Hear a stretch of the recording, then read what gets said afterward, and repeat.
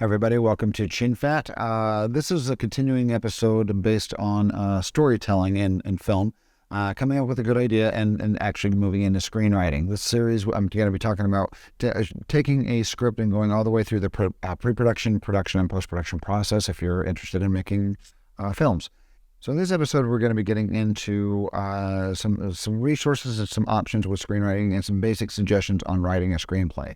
Here, first of all, screenwriting software options. Final Draft is the industry standard software that is used in Hollywood. It's used in a lot of independent films as well, but that costs money. It costs about $150 if you want to get a license for Final Draft. And if you're going to be a professional writer, you need to eventually get Final Draft. You do have some other resources. WriterDuet.com is one that gives you a free. If you do a free account, you get up to 3 screenplays in that software, in that online software. Celtics is another one. I think they give you 2 for a free account, and Movie Magic is another one, kind of used in the industry a bit. Movie Magic is mostly used for budgeting and scheduling, but it is also a screenwriting software. But WriterDuet, this is a really good place to start right here. That's probably my favorite option there. Well, you make a free login for WriterDuet, and one reason why this is a really good one, in my opinion, is look at this. So I've got a screenplay going on here. This is my dummy account here. But within WriterDuet here, I've written the script that's like a few pages long. But we're going to go down to export here, hit export, and this is what's cool about WriterDuet is a file type. PDF is a standard to export your screenplay out to. But if you don't have Final Draft right away, you can export this out as a Final Draft document, which means then it can be opened in Final Draft later on once you decide to purchase the software. Or if you basically sell this to be made as a film and they want it in the Final Draft version, there it is right there. You can just export it out to Final Draft, which is really nice. You can export it out to Fountain, to Celtic, to a whole bunch of different other types of screenwriting software as well. But the standards here for exporting would be PDF or Final Draft. So let's talk about what exactly is a script, specifically a screenplay. Because first of all, let's come back to this here in a minute. But screenplays will be a script that is written specifically for the screen, hence the name screenplay, obviously. There are other types of plays, stage play, teleplay, radio play, different types of plays that are intended for different types of venues and viewing and or listening. But screenplay is specifically for the screen, for a movie theater. TV shows are very similar to screenplays, but they do call those teleplays because they are written for television. They do have some different structuring option, even though they look, the formatting is very, very close between a teleplay and a screenplay. But when we're talking about screenplays, that is once again specifically written in this format that's meant for the screen, like a 90-minute movie, a 2-hour movie, 2.5-hour movie, or if your Avatar, like 6.5 hours or something like that for Avatar 2. I can't remember how long it was. Anyway. But yeah, film is a visual medium, so you don't tell your story, you show it. Very, very important. What exactly is a script? So a screenplay is especially a document that outlines every oral, visual, behavioral, and lingual element required to tell a story. These are also known as plays. Plays are narratives, specifically dealing with screenplays, stage plays, etc. Here's an example here. This is from the movie American Werewolf in London. And you can pause and read this if you wish to, but just this is like, if you wish to read this whole thing here, but especially just the beginning here, the way they're setting this up. Loud bang of the back grating on the truck as it slams down. Revealed among the sheep are 2 rudely awakened young American boys.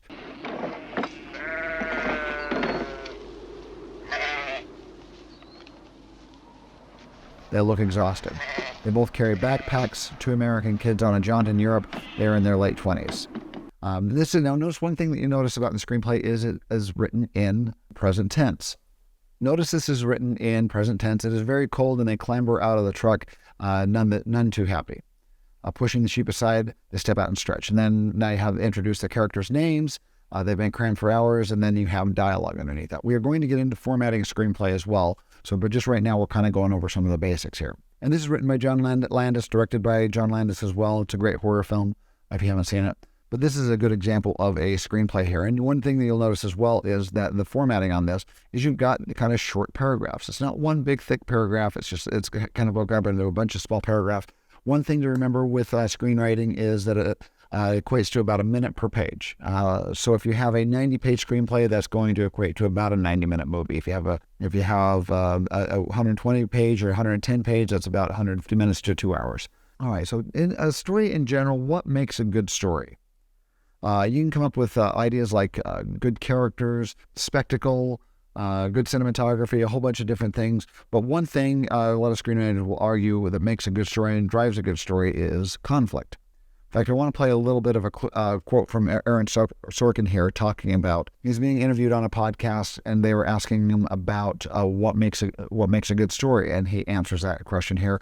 This is in reference to when he was being interviewed as the writer for The Social Network. So, all right, so listen to this and then we'll come back. When you're talking about things like theme, you have to be really careful, because that's not what's going to make the car go. Okay, it's what's going to make the car be good and give you a good ride, but that's not what's going to make the car go. At least not for me. Everybody writes different, but for me, I have to stick really closely, like it's a life raft, to intention and obstacle. Just the basics of somebody wants something standing in their way of getting it. Make sure you have that cemented in place. Themes will then become apparent to you, and you can hang a lantern on the ones that you like, bring them into relief. You can get rid of the ones that aren't doing you any good, and you can, to torture this metaphor, you can paint the car and make it look really nice and do the interior, but the car's not going to start. I won't stop this metaphor. I just won't. The engine is not going to turn over unless you see to the basics of drama, and drama is intention and obstacle. Somebody wants something standing in their way of getting it. So Aaron Sorkin claims that intention and obstacle, somebody wants something, something's getting in their way. That conflict basically is what drives the story, and and then theme comes out of that. So, what else makes a good story? Great protagonist. The protagonist is the main character of the film, the hero of the movie. So if you think of something like Star Wars: A New Hope, obviously Luke Skywalker, and that is the protagonist of the film. And great antagonist as well. The antagonist can be a villain. It doesn't have to be a person either. It can be an opposing force that's stopping the hero from getting what they want to accomplish. Interesting characters. Kind of tough to write interesting characters, but you have to come up with characters that have different quirks that really set them apart from each other, and that can be difficult. So kind of think of some of the movies that you like and think about the characters and what makes those characters interesting and what makes you enjoy those characters within those films. What makes your script noticeable? I usually tell people, sometimes a hook or a high concept or a logline is what people come up with once they've written their movie and they're trying to sell their screenplay. They will write a logline or a high concept with that to pitch the movie to somebody. But I like to tell people, maybe come up with that beforehand, because that will give you an idea of what your story is about. But let's talk about what a logline is and what a high concept is. What makes a great logline?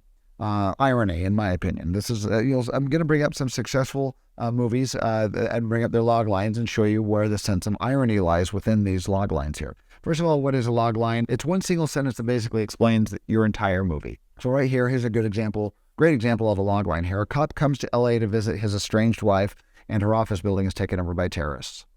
Very simple sentence there, but very interesting concept. Wherein lies the irony of this concept here?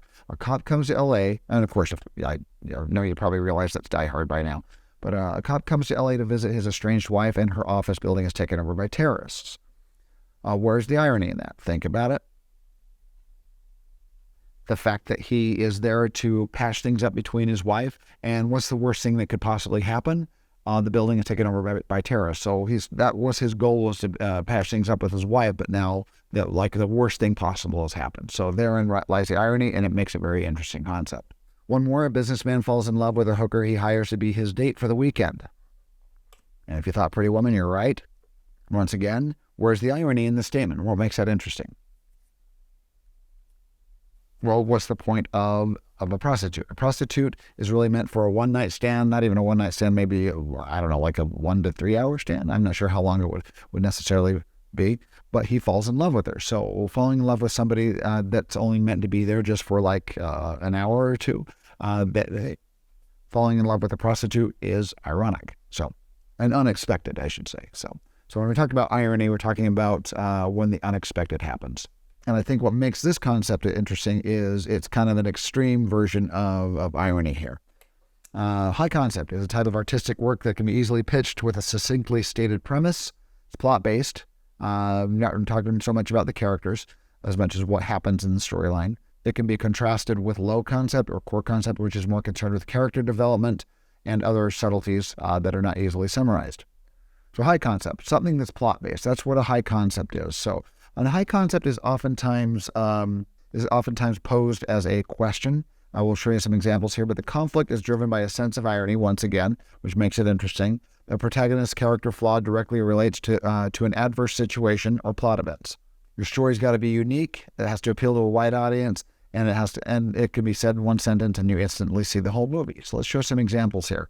What if the washed-up actors from the crew of a canceled but still popular sci-fi TV show are pressed into a real war in space by aliens who think the TV show broadcasts they received were documentaries? That's a huge run-on sentence, but that is a high concept. They put like maybe 2 or 3 sentences into what if, basically. What if this were to happen? So anyway, yeah, if you guessed Galaxy Quest, you were correct. Great concept. That's something that I would want to see. I have seen it several times. And a great movie. One more here. What if a lawyer whose profession is to lie for a living was suddenly struck with a curse where all he could do was tell the truth? Probably guessed Liar Liar with Jim Carrey. Yeah, so this is a very interesting concept as well because it has a sense of irony where a lawyer is struck with a curse because it is his job to lie, but now he's struck with a curse where all he can do is tell the truth, and how can he do his job that way? So, and they got some very kind of clever workarounds in the movie as well. If you haven't seen it, it's got some pretty decent writing in it. It's got some really good comedy in it. So anyway, so you might even want to consider just writing some, coming up with a log line or high concepts and just practicing this by writing down. Just think of, you don't have to do these here, but just think of some of your favorite movies and think about where the irony exists in the log line, or even looking up the log lines for specific movies. But if you're trying to come up with a story concept on your own, if you come up with a story concept and you think it's an interesting one, once again, maybe you write a couple log lines for it and then think about, well, how is the conflict driven by irony? Think of like, and this is going to be a really basic example, but think of like a superhero who can fly, but that character is afraid of heights. So they have the ability to do this, to perform the superhero function, but they're scared of doing that. So might be ironic as well. So anyway, well, in the next episode, we're going to be getting a little bit more into screenplay structure and some more screenplay resources that you have available. So thanks for watching. And if you have any questions, please let me know.